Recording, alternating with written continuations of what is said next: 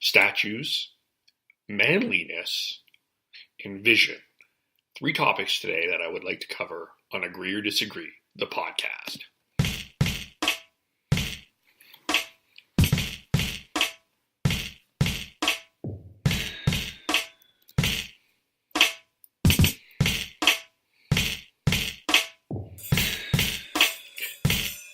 Welcome on Spreaker.com, Kevole, Soundcloud.com, Kevole.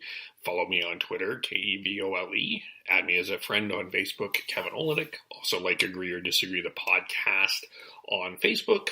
Subscribe on YouTube. Follow on Instagram as well.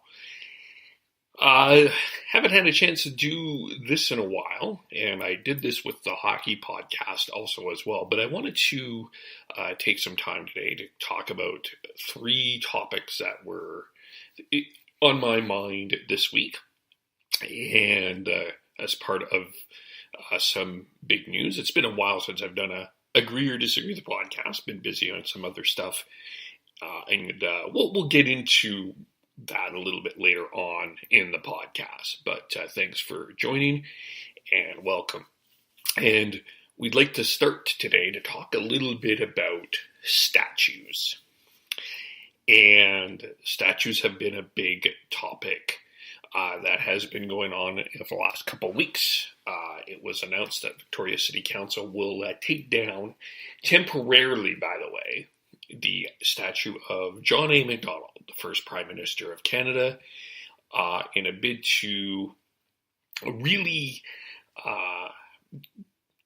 go into reconciliation and figure out how to specifically deal with a pretty dark chapter in Canadian history in regards to how residential schools treated the Indigenous community.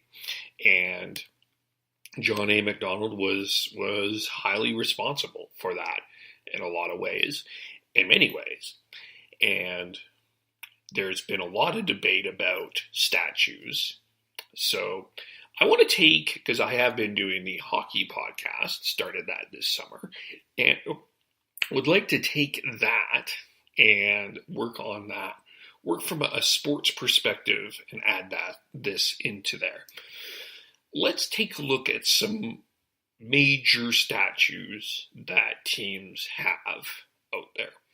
In Edmonton, you have the bronze statue of Wayne Gretzky. And, you look at that statue of Wayne Gretzky, and he's done a tremendous amount of things for hockey, the hockey community, number of Stanley Cups in Edmonton, a dynasty, all of those sorts of things. Probably the greatest hockey player who has ever lived, no question about that. But we don't sit here and also look at that statue of Wayne Gretzky. We think of all of those honors. That's why that statue is out there. But we don't recall that he lost the Smythe Division final in 1986 on an own goal by Steve Smith. That's not part of that statue. Or that they were swept in the Stanley Cup final by the New York Islanders. Those kind of things aren't on there. We look at Wayne Gretzky and we look at that statue, and that is the intent, is to talk about all of the good things that he's done.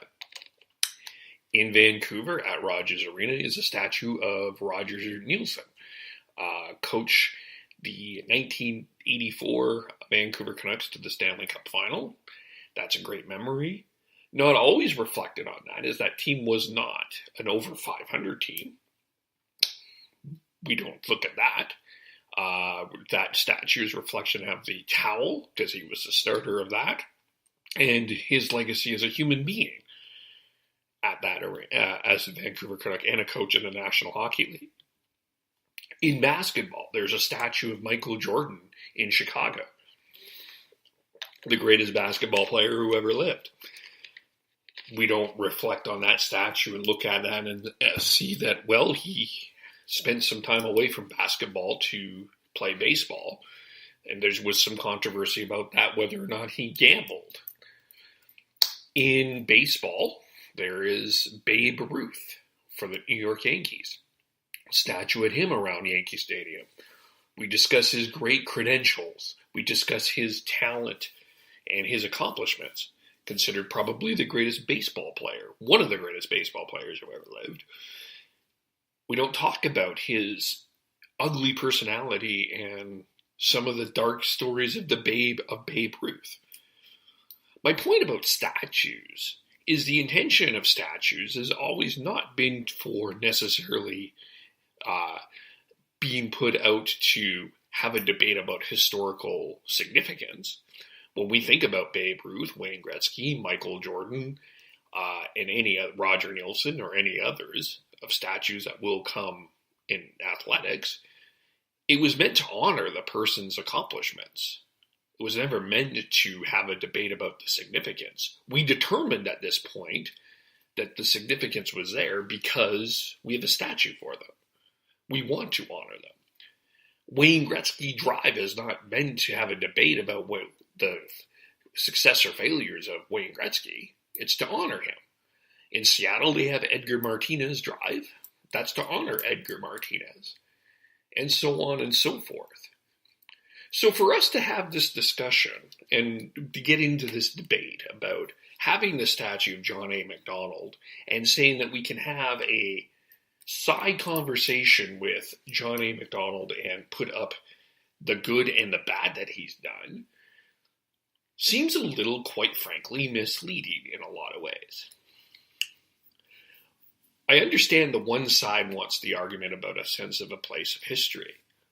But if it's a sense of the place of history that we would like to discuss, there are a lot of statues that we can put up that can signify our dark past and our history.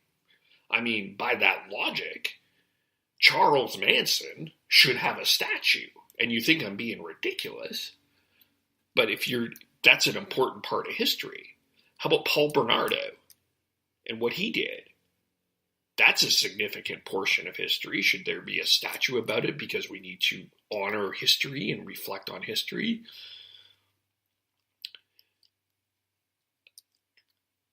The reason that the statue is removed, or the reason that the statue is a cause of pain, is of significance, because we on one hand are ignoring we want to ignore our history in one sense, actually. Not how I word that. We want to ignore history in one sense, and we want to honor history. We want to honor our good parts of our history. Yes, John A. MacDonald is the first Prime Minister of Canada, and that should be, in many people's mind, something significant. That's a really important part of the history. But let's have a look at what about this part of history as well. What about the residential school history? What about those who have been hurt in the past, deeply hurt, and have been deeply impacted by some of the things that have been done? How about this story that was seen on Facebook from Angelica Jade, who lived with a stepfather who was a residential school survivor. He's now on the streets of Saskatoon with booze. When his stepdad was sober, he was a teddy bear. When he was drunk, he was terrifying. Growing up in a residential school, if he lost an item like a sock, he was beaten unconscious. He was forced to eat rotten food, and if he puked, he had to eat his puke too. I'm reading this from Facebook, by the way. And this was posted on a conversation that I had on mine. When he got older, he would eat the litter kids' rotten food for them, so they wouldn't have to eat their own puke. Sorry that this is graphic, but this is important. If the little kid lost an item, he would give them his so they wouldn't get beaten instead. As for sexual abuse, well, at least he got blackout drunk and told me at least those bleep never made a bleep an animal. They did everything else to me, but they never made me do that. What he had to tell all is this, and so much more, to a room of strangers, not only one time, but over and over and over again in great detail. Could you do that? So next time you want to say, They should just get over it already. How long are they going to dwell on that? Which has been an argument about the residential schools. Argument is, well, this has been taken so long. Why don't you just get over it? This is abuse. This is deep abuse. This is traumatic stuff. This is traumatic, life-changing, not in a good way stuff. This impacts mentally, physically, spiritually, and emotional stuff. This isn't stuff that you just simply get over and move on. This is stuff that you work through day in, day out. So next time you want to say they should just get over it already, how long are they going to dwell on it? I want you to think about whether or not you could be taken from everyone who loves you, go through all this crap, and then just get over it. Educate yourself as to just exactly what happened in our country. Become informed, and then please educate your kids too. The whole country needs to heal. It has to begin with you and I. Well said by Angelica Jade about residential schools. Now, whether or not this statue is back by Victoria City Council we don't know. But what really is fascinating to me is the grip on something that is this idea of an actual statue. I go through the tourist stuff of Victoria. I'm going to tell you that the statue at City Council of John A. Macdonald is not something that is commonly visited, necessarily. Not up there. Not to some of the things, oh man, when you go to Victoria, go to the City Hall and check out the John A. Macdonald statue. But yet we have this grip because we think we have a sense of history. But it's a history that we want to kind of control the narrative of. The dark part of this history that Angelica Jade wrote about, and others have written about as well, about family members that have been dealing with residential schools, we would like to ignore and just put under our rug. Probably because I speculate have been thinking about this a bit. As Canadians, we are proud of our image of I'm sorry and being polite and kindness and all of that. That world-renowned reputation that Canadians have, well-traveled, etc., etc. This part, what Angelica Jade shares about residential schools, which, by the way, Stephen Harper apologized about not 10 years ago, that we don't want to really have a conversation about. We want to put that under the rug. But the more you put stuff under the rug starts building up. And you can't let it go. You can't keep stomping it down. This is what we're actually facing at this point. Facing our deepest, darkest pain as being Canadian. We have a bit of a racism problem in Canada. I still don't think that we want to admit it. I think we want to ignore it. We want to mask it with words like political correctness. But it's there. And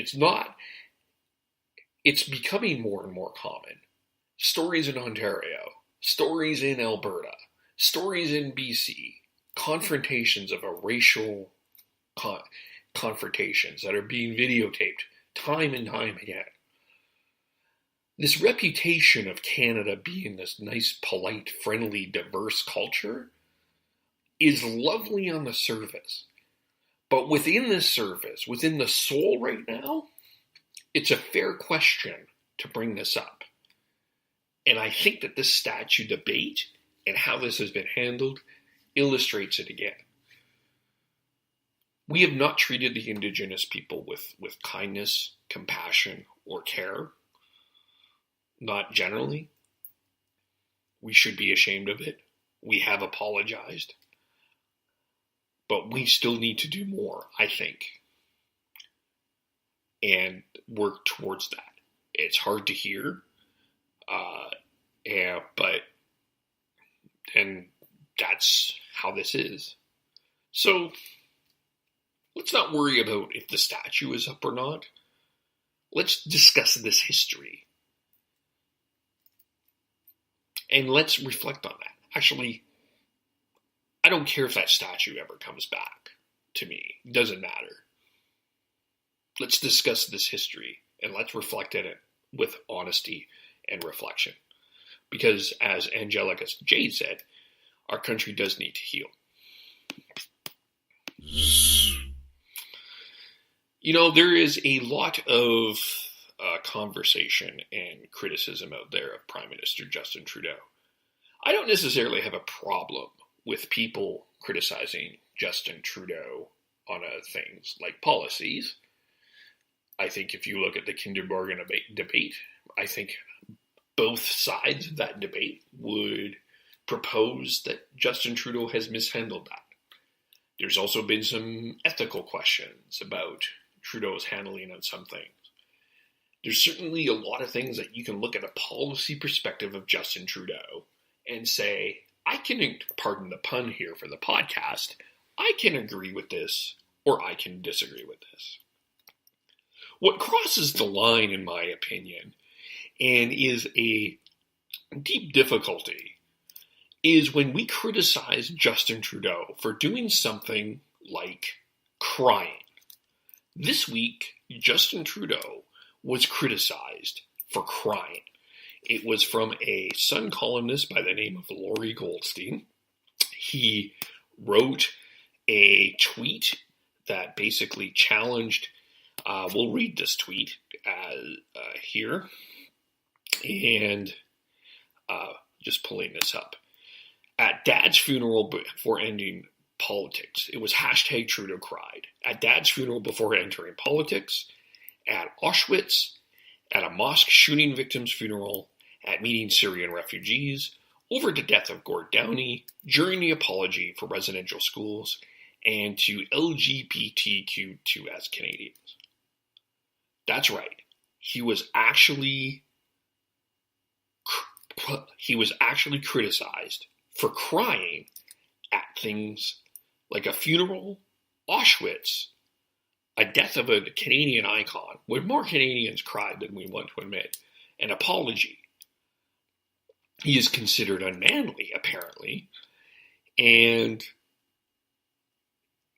something worth being criticized for.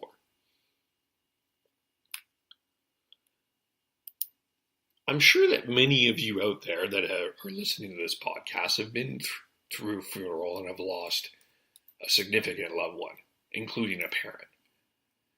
Chances are pretty high that man or woman, that you've cried. I've not been to Auschwitz. I've seen pictures. Those pictures stir me into a deep sense of an emotion.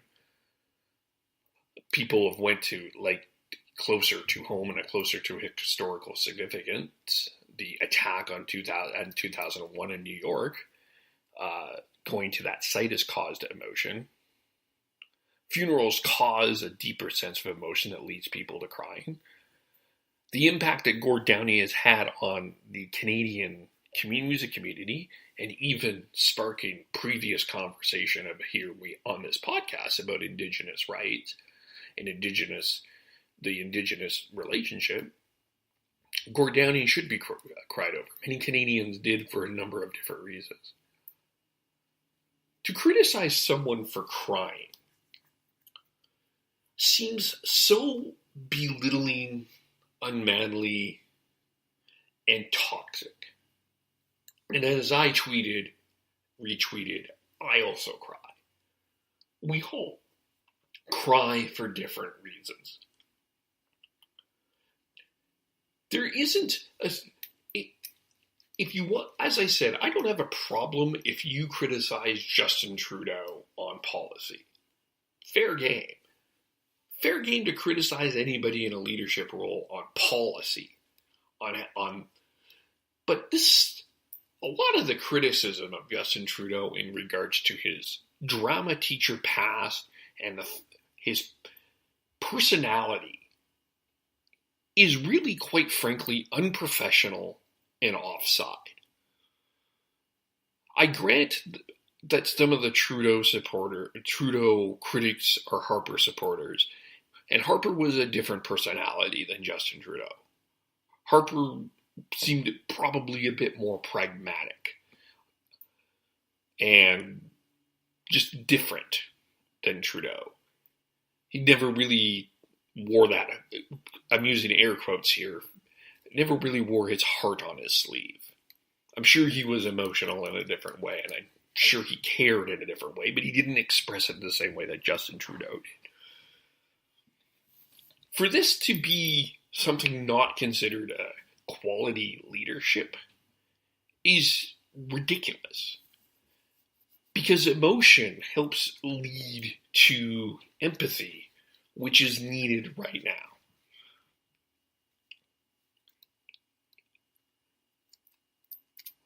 Barack Obama, former president of the United States, often came to the microphone with tears, specifically when there was a mass shooting. There were tears.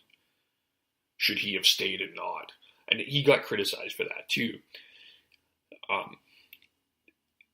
Actually, this gets often criticism. Jimmy Kimmel, during the Vegas shooting, faced tears, and people cried over that. Or people criticized him for crying over that. I don't understand where and how, and it's foolish, and it needs to change because it's long tradition. But the fact that we criticize men for crying needs to completely stop.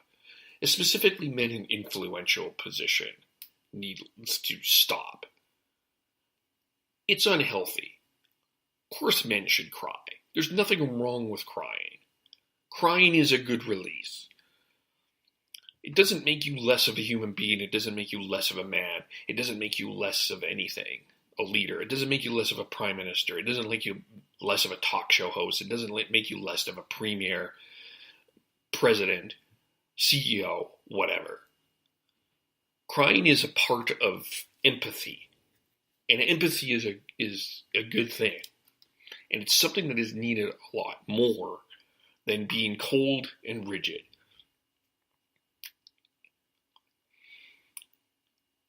I'm not saying that necessarily Harper was completely cold or rigid, but certainly there's a different personality. So, for a professional columnist, and Lori Goldstein has been around for a long time, for him to criticize someone for this, it's beyond ridiculous and unhealthy. It's embarrassing. Calling our prime minister a sissy for crying, which he didn't, but other Twitter people did. Laughing and mocking him for that. And it signifies what we think a man should look like. And what we hear this word prime ministerial. He needs to be prime ministerial. Whatever the hell that means. And maybe we need to redefine that.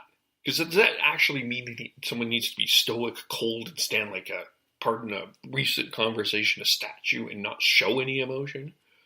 Or can a leader actually show emotion, and within that emotion, start building ways to develop things and change? I would think in 2018 that we would have advanced in that. But clearly we are still stuck here in somewhat of a 1918 mentality. But hopefully with the conversation, and follow the hashtag crying is manly AF, because there's a lot of men who have spoken out and said, no, it's okay. So we are seeing a change. We're making that awareness. But it's still very frustrating that we need to consider a leader, specifically a male leader, show no emotion, and that to be considered prime ministerial, or objective, or excellent. It's not necessarily. Emotion is not a bad thing. It's not. And crying is not a bad thing. As a matter of fact, hashtag crying is manly AF. It's been an interesting summer for me, as a person. Been working on a little bit of a private side project that's won't get into now. We'll get into another time. And this is stuff that I as a professional broadcaster, I don't necessarily should be talking about, but I'm just gonna, because as image and things like that. But it's been an up and down since I've moved here to Kamloops in terms of encouragement and discouragement about what I want to do with the next steps. And I've been thinking a lot about what I want to do, a lot. And I'm kind of in a place where emotionally here and there, ups, downs, and stuff. I have an idea, and I'd like to kind of talk to you a little bit about the idea. This is the topic on vision. So, I'm sort of fascinated with the talk radio industry and the podcast industry, because I think there's a lot out there. There's a lot of content out there that we're not always aware of. There's a lot of podcasts out there. There's a lot of talk shows and talk stuff out there. We are in a season right now where we need to have a good, healthy conversation. I see that on social media. I see that on Facebook. I see that on Twitter. And I love the interaction because I think it's important. And where I'm leading this to me is where this involves me. I'm not saying, of course, I still would love to be working in the radio industry. I understand that last one didn't work out. I'm grateful for the opportunity. Learned a lot, although it was a short time there. I learned something. I learned some stuff about me that I won't necessarily get into here. So I'm grateful for the opportunity. We'll never change that aspect of it. But I've been thinking also about social media a little bit. And forgive me if I have some hesitation as I talk about this stuff, because I'm a little nervous to share what I'm thinking. But in terms of the podcast and in terms of Facebook Live, which is something I haven't really done a lot of lately, but I really do enjoy them. But I've been thinking about how I could use them and have them more effectively. And yes, I guess it could be just very simple. I could take the iPhone and my camera on my laptop and just film. But there is production quality value that I think helps, and quality content as well. But instead of just sitting and talking about one simple topic for 28 minutes as of this, I'm looking at developing something a bit more deeper and significant. And one of the things that I have been sitting here and thinking about is, and again, pardon my nervousness as I open this up, but I am considering the idea of having the Facebook Live radio show. Maybe 1 or 2 hours where we interview a number of different people, we do some interaction, maybe we jump in and do a Google Hangout or something like that. There's still some things that I'm developing in my idea here. But I really believe one thing that I've noticed is Facebook Live is becoming a really interesting video format to use that is getting a lot of popularity. And so I'd like to tap into that. And I think that we can have some really good conversations verbally, not only typing-wise, verbally, that I think would be interesting. So one of the things that I've been thinking about this summer for the last couple of months is how to do that. And still working on some things about that.